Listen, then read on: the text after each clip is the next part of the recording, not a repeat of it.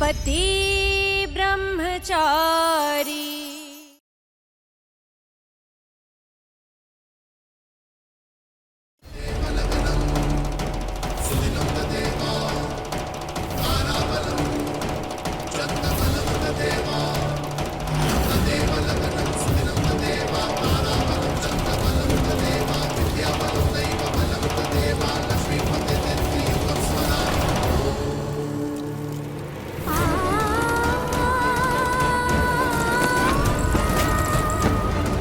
ഈശ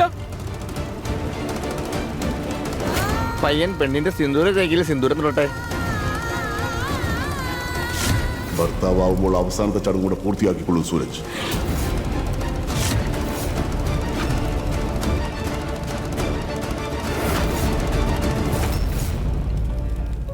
ഭർത്താകാനുള്ള അവസാനത്തെ ചടങ്ങ് കൂടി പൂർത്തിയാക്കാനാണ് ഞാൻ നിന്നോട് പറഞ്ഞത്.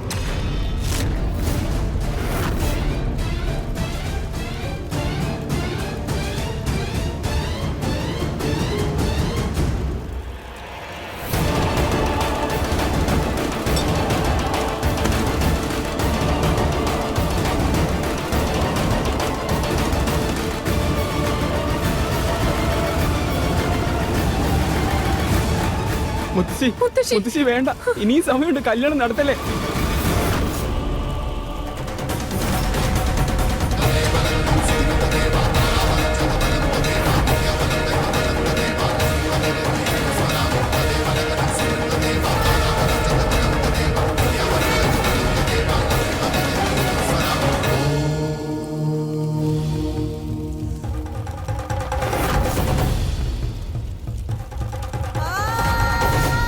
സിന്ദൂരം തൊട്ടതോടുകൂടി നിങ്ങളുടെ കല്യാണം പൂർത്തിയായിരിക്കുന്നു. ഇന്നു മുതൽ നിങ്ങൾ രണ്ടുപേരും ഭാര്യ ഭർത്താക്കന്മാരാ.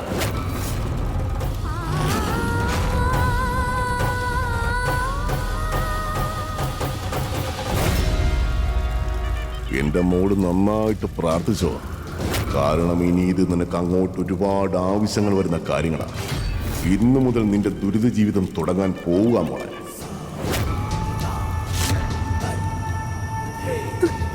ഇന്നു മുതൽ ഇവനാണ് നിന്റെ ബ്രഹ്മചാരിയായ ഭർത്താവ്.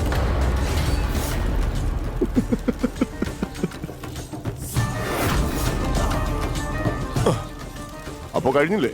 ഞാൻ എന്തായാലും കന്യാദാനം എന്നുള്ള എന്റെ കടമ പൂർത്തിയാക്കി. ഇനി എവിടെ പറഞ്ഞയക്കാനുള്ള കാര്യങ്ങൾ നോക്ക്. നീ ഒരു കാര്യം ചെയ്, ഇവിടെ പിടിച്ചകത്ത് കൊണ്ടുപോ. മുത്തശ്ശി പറഞ്ഞത് കേട്ടില്ലേ? പിടിച്ചകത്തോട്ട് കൊണ്ടുപോവാൻ.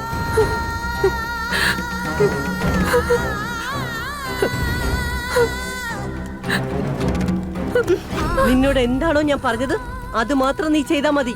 ഇവള് ഈ വീട്ടിൽ നിന്ന് ഇങ്ങനെ തന്നെയായിരിക്കും പോകുന്നത്. അത് ഇവള് ജീവിതകാലം മുഴുവൻ ഓർക്കേം വേണം. അച്ഛനെ എതിർക്കാൻ ശ്രമിച്ചാലുള്ള ശിക്ഷ എന്താണെന്ന് ഇവള് മനസ്സിലാക്കണം. കൊണ്ടുപോ അവളെ.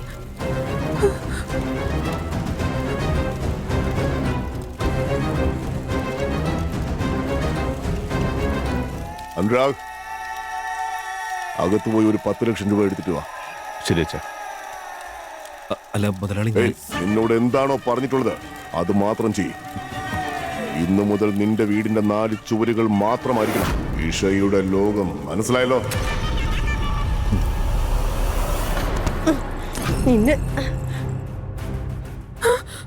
നീ ഇനി പോകാൻ പോകുന്ന ഒരു ലോകമുണ്ടല്ലോ, അവിടെ ഇതിനൊന്നും യാതൊരു പ്രസക്തിയില്ല.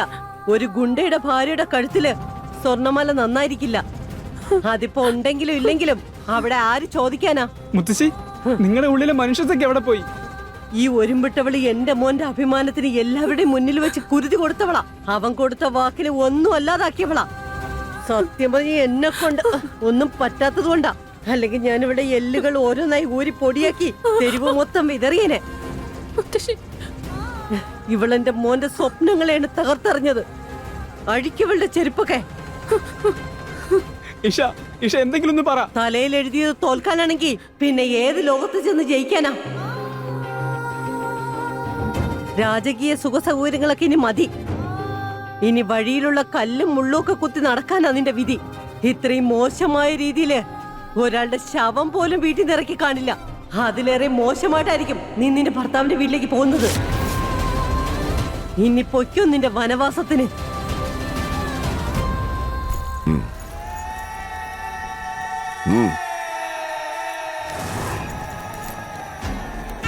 ഒരു കാര്യം എപ്പോഴും ഓർത്തോ, ഇന്നു മുതൽ നിഷയുടെ നിശ്വാസത്തിന് പോലും നിന്റെ കാവലുണ്ടായിരിക്കണം.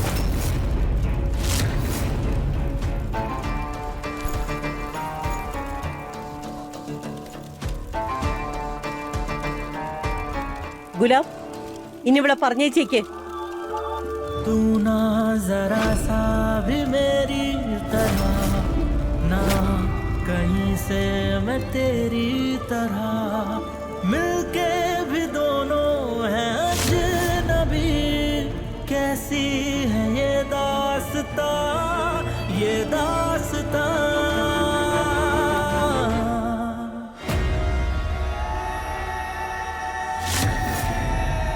മുൻപായിരുന്നെങ്കിൽ ഇവൾ ഈ വണ്ടിയിലായിരുന്നു പോകേണ്ടത്. പക്ഷെ അതിനുള്ള യോഗ്യത അവൾ തന്നെ കളഞ്ഞു കുളിച്ചില്ലേ. അപ്പൊ പിന്നെ ഞാനും എന്റെ തീരുമാനം അങ്ങ് മാറ്റി. ഇനി അതാണ് നിന്റെ തലയിലെഴുത്ത്. അത്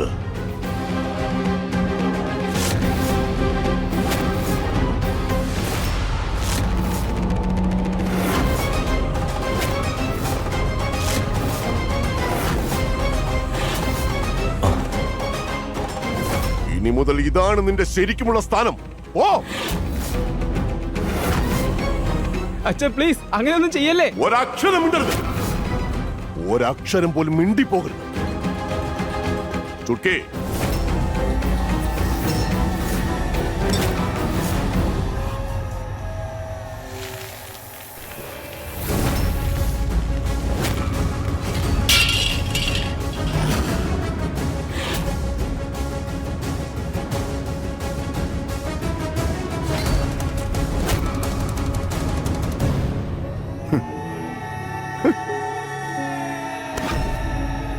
നീ ഇനിയിപ്പോ ലക്ഷ്മിയുടെ രൂപത്തിൽ ഈ വീട്ടിൽ ഐശ്വര്യ സമൃദ്ധി ഉണ്ടാകാൻ വേണ്ടി അനുഗ്രഹിക്കണമെന്നില്ല. കാരണം നീ ലക്ഷ്മിയായിട്ട് ചെന്ന് കീറാൻ പോകുന്ന വീട് നേരത്തെ തന്നെ ഇതൊന്നും ഇല്ലാതെ തകർന്ന് തരിപ്പണമായതാണ്.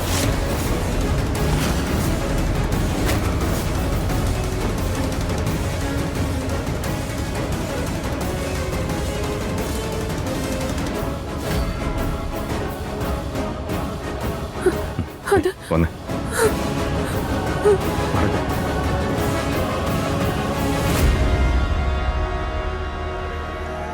മോളെ, എന്നും നീ പൂക്കളിലൂടെ നടക്കണമെന്നായിരുന്നു ഞാൻ ആഗ്രഹിച്ചത്.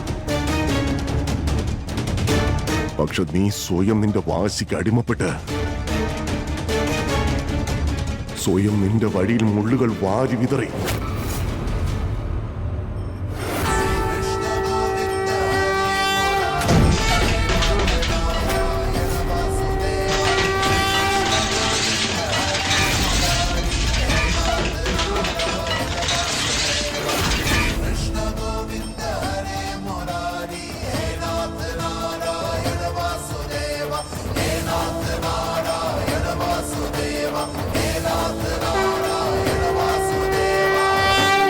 മുത്തശ്ശി എന്നും ചൊല്ലാറുള്ള രാമായണത്തില് സീത രാവണന് വിധേയയായി പോകുന്ന വരികളുണ്ടായിരുന്നു.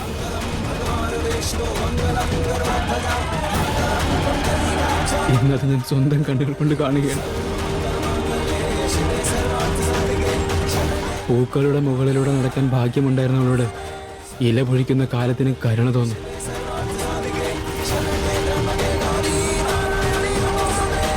അതുകൊണ്ട് നിങ്ങൾ ആഗ്രഹിച്ചാൽ പോലും മിഷയുടെ പാദത്തിനടിയിൽ മുള്ളുകളുണ്ടായില്ല.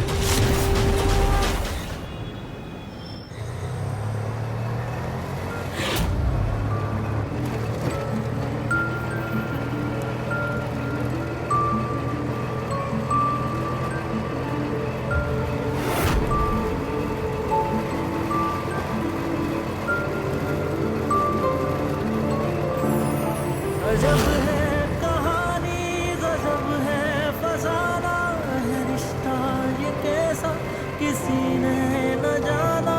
अलग है मिजाज एक दूजे से पर चल रहा कारवां, ये कारवां.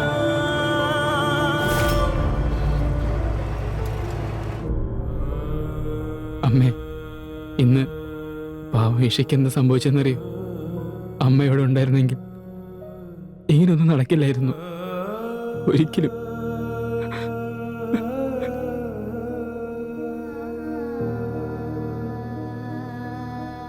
ഇഷ, ഇഷ, എന്റെ മോളെ.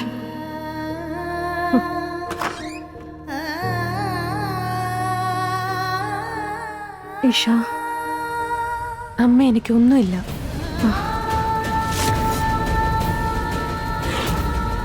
ഇഷ,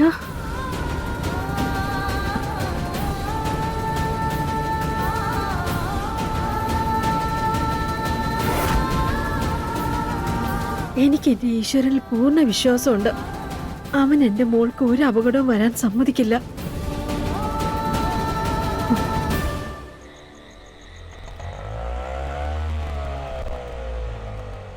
ആ മതി മതി, ഇവിടെ നിർത്താം.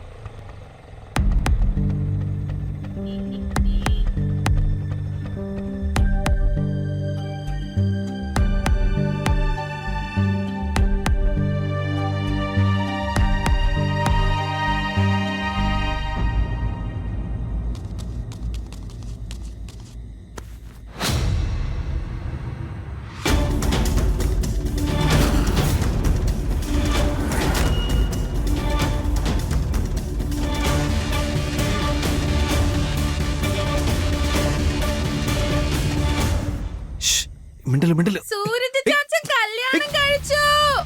സൂരജ് ചാച്ചൻ കല്യാണം കഴിച്ചിട്ട് വന്നിരിക്കുന്നു. സൂരജേട്ടൻ ഒരു ചേച്ചിയും കൊണ്ട് വന്നിരിക്കുന്നു.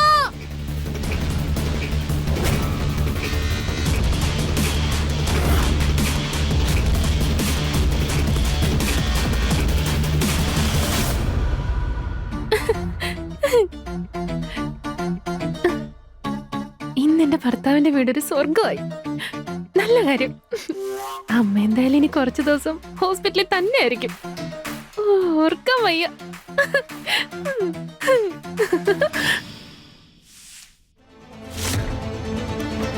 നീ എന്നാ ഇനി എന്നെ നിന്റേതായി കാണാൻ പോകുന്ന? പക്ഷെ എനിക്ക് എപ്പോഴും നീ എന്റേതായി കഴിഞ്ഞു. ഇന്നു മുതൽ ഞാൻ നിന്റെ മണവാട്ടിയെ.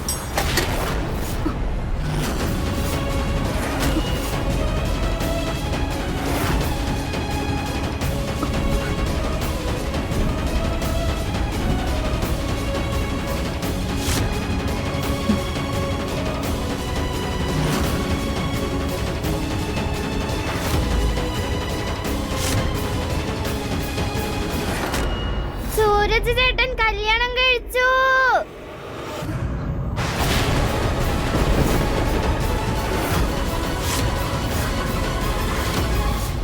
സൂരജ് ചേട്ടൻ കല്യാണം കഴിച്ചിട്ട് വന്നേക്കുന്നു. കണ്ടോ, ഞാനിത് മുമ്പേ പറഞ്ഞതല്ലേ, ഒക്കെ പറഞ്ഞു നടക്കുന്നേ ഉള്ളൂ.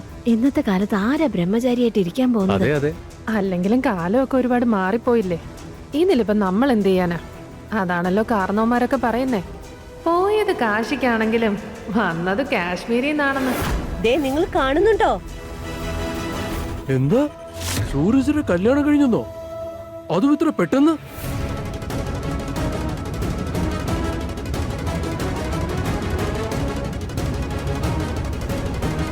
ചേട്ടാ, ഞാൻ എന്താ ഈ കാണുന്നത്? അതെ, നീ ആദ്യം ഇതിൽ നമുക്ക് ആവശ്യമുള്ള പൈസ ഉണ്ട്, ഇത് ആദ്യം കൊണ്ട് ഡോക്ടർക്ക് കൊടുക്കുക. ഓക്കെ, ചേട്ടത്തി കാര്യങ്ങൾ നോക്ക്. ഹോസ്പിറ്റലിലെ കാര്യങ്ങൾ ഞാൻ നോക്കിക്കോളാം.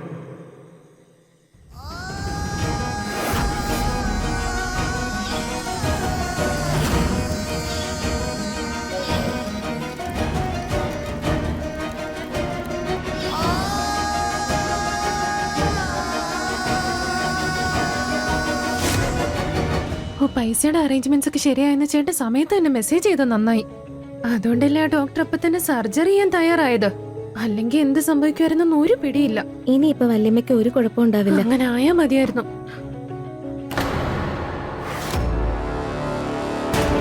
എന്താ അത്?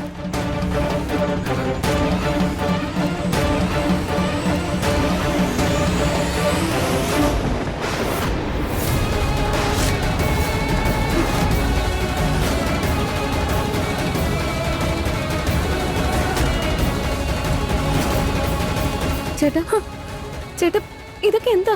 ചേട്ടന്റെ കല്യാണം കഴിഞ്ഞോ? അതോ ഇഷ്യായിട്ടോ? പക്ഷെ പെട്ടെന്ന് ഇങ്ങനെയൊക്കെ സംഭവിച്ചേ? എനിക്കിതൊക്കെ ഒരു സ്വപ്നം.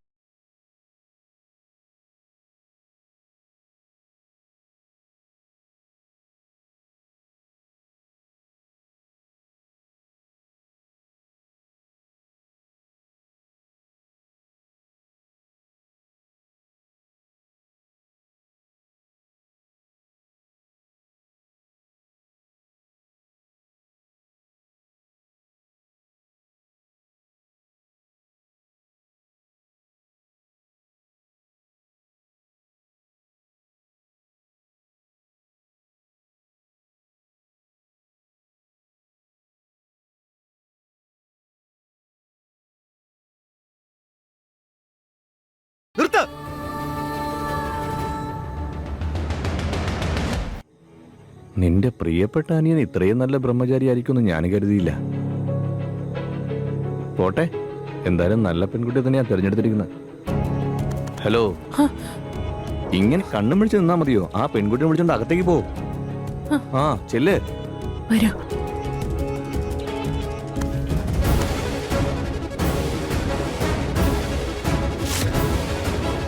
അതെ, എല്ലാരും ഒന്ന് മാറിക്കേ. ഹലോ, നിങ്ങളിങ്ങനെ ചൈനയിലെ വൻമതിൽ പോലെ നിന്നാൽ ഇവരെങ്ങനെ വീടിനകത്തേക്ക് പോകും? അല്ലെങ്കിൽ ഇവിടെ നിന്നിട്ട് എന്ത് കാര്യം? കുടുംബത്തിന്റെ കാര്യം അല്ലെങ്കിൽ പോവാം. അവരെന്തോ ചെയ്യട്ടെ, നിങ്ങൾ വായിച്ചു.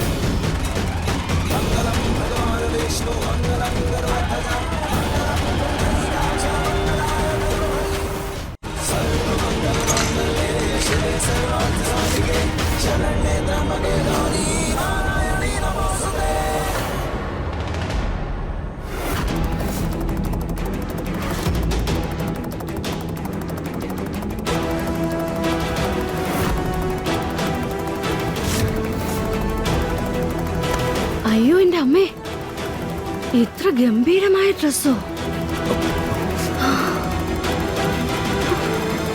അയ്യോ ചേട്ടത്തി, ഹേയ് ചേട്ടത്തി, അതൊക്കെ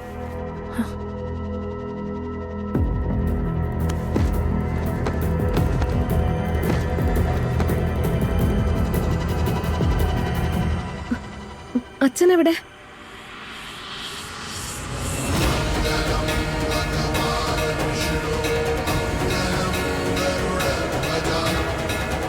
വരൂ, അകത്തേക്ക് വരൂ.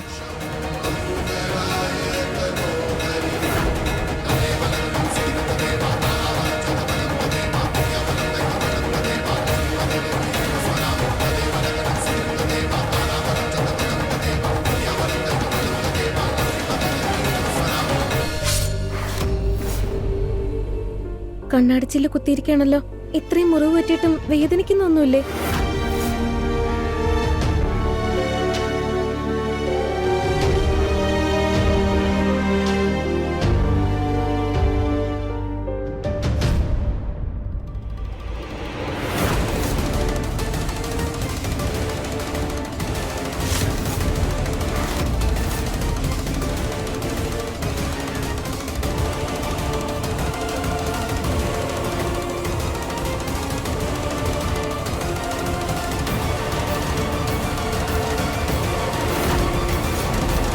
നീ കെട്ടിക്കൊണ്ട് വന്നതാണോ ഇവളെ? എങ്ങനെ ഈ കല്യാണം നടന്നേ? ഈ കല്യാണം എങ്ങനെ നടന്നു എന്നാ ഞാൻ ചോദിച്ചത്.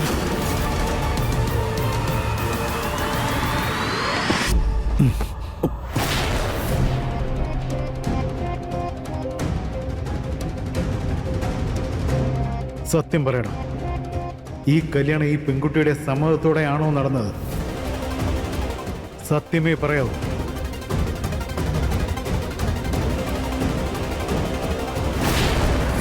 അത് ഇപ്പൊ തന്നെ നിനക്ക് കൈയോടെ കിട്ടും, അതും ഇവിടെ വെച്ചു. പക്ഷെ അതിന് പകരമായിട്ട് നീ ഈശയെ വിവാഹം കഴിക്കേണ്ടതായി വരും.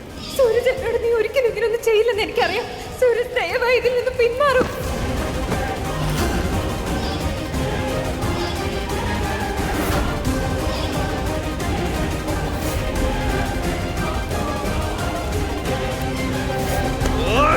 അല്ല,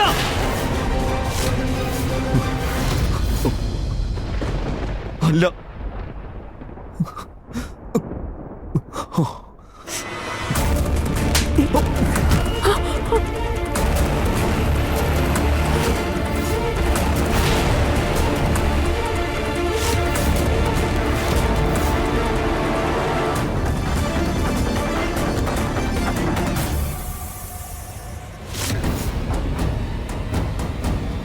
അപ്പൊ ഞാൻ സ്വപ്നമല്ലേ കണ്ടത്? അനിയ ശരിക്കും കല്യാണം കഴിച്ചതാണോ? ഇനിയും നീ എത്രമാത്രം അതപ്പതിക്കുമെന്ന് പറ. ഒരു പെൺകുട്ടി അവളുടെ അനുവാദമില്ലാതെ കല്യാണം കഴിക്കുന്നതിന്റെ അർത്ഥം എന്താണെന്ന് അറിയോ നിനക്ക്? നിനക്കും 3 പെങ്ങന്മാരുണ്ടെന്നുള്ള കാര്യം നീ മറന്നോ? ഞാൻ ആരോട് ഈ പറയുന്ന പോലെ ബലമായിട്ട് ഒന്നും ചെയ്തിട്ടില്ല. പിന്നെ നിങ്ങൾ എന്നെ ഇതുവരെ മനസ്സിലാക്കിയിട്ടില്ല, ഇനി അങ്ങോട്ട് മനസ്സിലാക്കാനും പോകുന്നില്ല. ഇവിടെ നമ്മൾ തമ്മിലുള്ള കാര്യമല്ല പറയുന്നത്, ഈ പെൺകുട്ടിയെ കുറിച്ചാണ് സംസാരിക്കുന്നത്. ആരാ ഇവള്? എടാ, ഇവള് ആരാണെന്ന്? ഇതെന്റെ ബോസിന്റെ മകളാ ഇഷ.